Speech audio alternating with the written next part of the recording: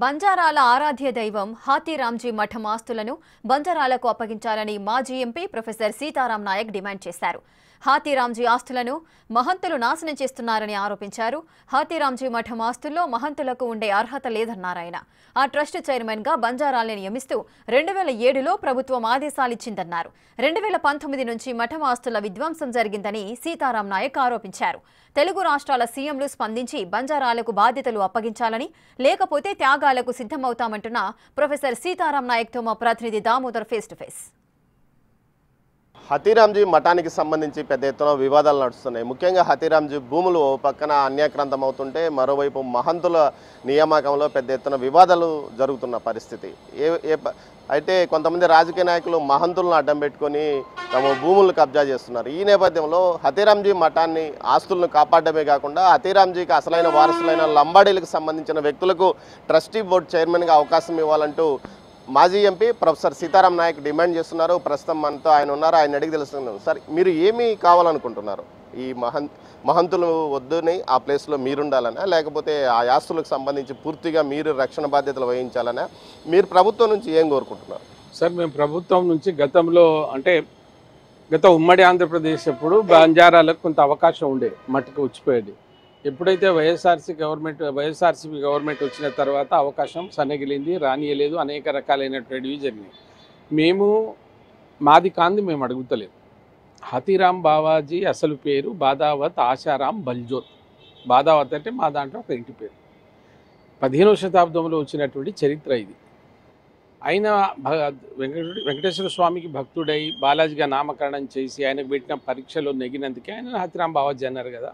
ఎవరు వస్తారు ఆయన మఠానికి?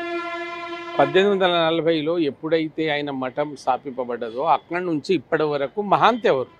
మహాంత్కు సంబంధించిన వాళ్ళు ఎవరైనా వస్తున్నా? ఇప్పటికైనా ఎవరైనా వస్తున్నారా? ఏం లేదు. వాళ్ళు ఎందుకంటే మాకు ఇప్పటికీ మా భాషకు లిపి లేదు, భాష గుర్తించబడలేదు. అది ఆశారాం బల్జోత్కి భాష రాదు. రాకపోతే ఏం చేసిన వీళ్ళు ఆయన ఏదో తీసుకొని దీన్ని వాళ్ళే కబ్జా చేసుకొని ఉన్నారు. అయినా మేము హతీరాం భక్తులం, మా వంశస్థుడు, మా బంజారా బిడ్డ అని మేము ఎప్పటి మొదటి నుంచి ఇక్కడికి హతీరాం బావాజీని భోగ్ భండారాతో మేము పూజిస్తూ వస్తున్నటువంటి చరిత్ర మాకున్నది. నేను అనేది ఏంటంటే, నేనేమో ఆషామాషిగా ఏదో క్లెయిమ్ చేస్తలేవు. పోయిన ప్రభుత్వం అంటే కాంగ్రెస్ ప్రభుత్వం 2000 సంవత్సరంలో హరిజవహరి గారు అని ఇప్పుడు వాళ్ళు రేపు ఆయన రిటైర్డ్ అవుతున్నాడు, ఐఏఎస్ ఆఫీసర్, ఇక్కడ బిడ్డ.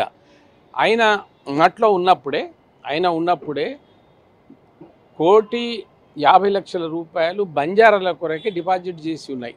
మరి వాళ్ళు బంజారాలకు సంబంధించిన దేవుడు లేకపోతే డిపాజిట్ ఎందుకు చేస్తున్నారు?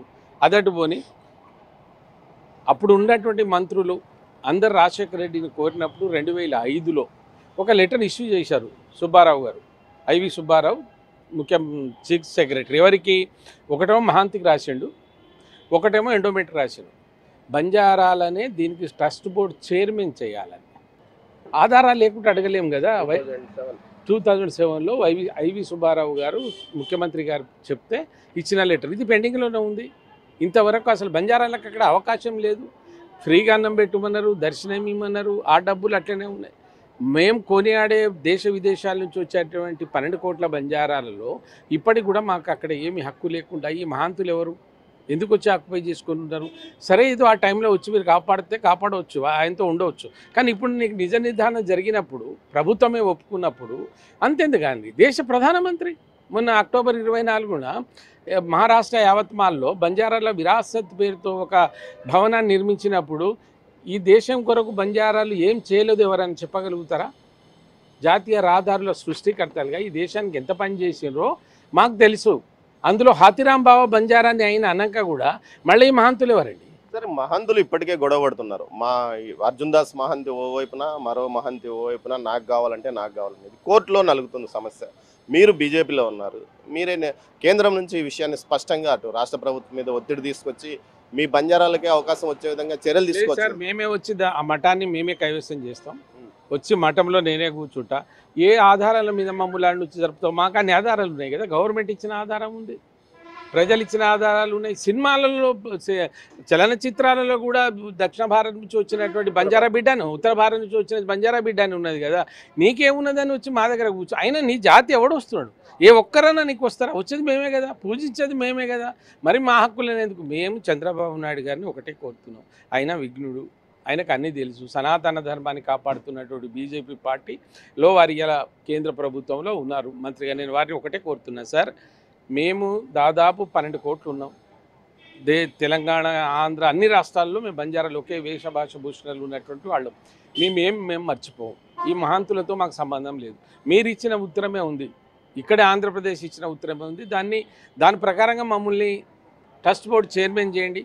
మహంతులు కేవలం పూజారులుగా మాత్రమే బంజారా ఏదైతే హతీరాంజీ మఠానికి చేరుకొని ఇప్పుడు పెత్తనం సాగిస్తూ ఆస్తులను అన్యాక్రాంతం చేస్తున్నారు. ఈ నేపథ్యంలో బంజారాల అసలైన ఏదైతే హతీరాంజలి వారసులైన బంజారాలకు అక్కడ పెత్తనం అప్పగించాలి. పెత్తనం అంటే తమకు ఆస్తులు కాదు, కస్టడీని అప్పగించాలి. అప్పుడే తాము ఆస్తులను కాపాడుతాం. అందుకు కేంద్ర రాష్ట్ర ప్రభుత్వాలు సహకరించాలని ఏదైతే ప్రొఫెసర్ సీతారాం నాయక్ అంటున్నారో, దీంతోపాటు ఏదైతే అటు తెలంగాణ ప్రభుత్వం నుంచి ఒత్తిడి తెస్తాం, ఆంధ్రప్రదేశ్ ప్రభుత్వం మీద ఏదైతే సీఎం గారితో మాట్లాడతాం. మరోవైపు కేంద్ర ప్రభుత్వం ఇప్పటికే హతీరాంజీ బంజారాల ముద్దుబిడ్డని ఇప్పటికే ప్రకటించున్న నేపథ్యంలో ఎవరో బయట నుంచి పూజారులుగా వచ్చిన మహంతులు ఇప్పుడు మొత్తం పెత్తనం చేస్తున్నారు. వారిని బయటికి పంపించాలి. అదే ప్రదేశంలో ఎవరైతే బంజారాలకు అవకాశం ఇవ్వాలంటూ కూడా ప్రొఫెసర్ సీతారాం నాయక్ డిమాండ్ చేస్తున్నాడు. ఈ నేపథ్యంలో తన పోరాటాన్ని ఇక్కడి నుంచి ఆయన కొనసాగిస్తున్నానంటున్నాడు. కెమెరా పర్సన్ పురుషోత్తంతో దాము.